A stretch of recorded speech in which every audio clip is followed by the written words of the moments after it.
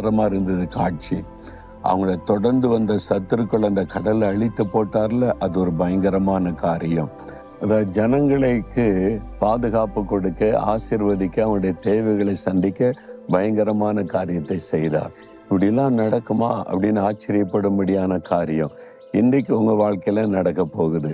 உங்களை சுகமாக்க, உங்களுடைய தேவைகளை சந்திக்க, உங்களுக்கு ஒரு அற்புதம் செய்ய, உங்களுடைய நிந்தையை மாற்ற பயங்கரமான காரியத்தை கர்த்தர் செய்ய போகிறார்.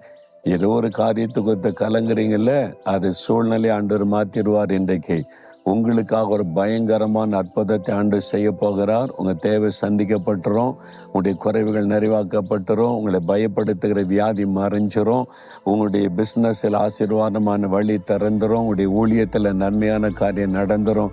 நீங்கள் எந்த காரியத்தில் அற்புதத்தை எதிர்பார்க்குறீங்களோ அதில் ஆச்சரியப்படும்படியான ஒரு அற்புதத்தை இன்றைக்கு ஆண்டவர் செய்ய போகிறார். விசுவாசிக்கிறீங்களா?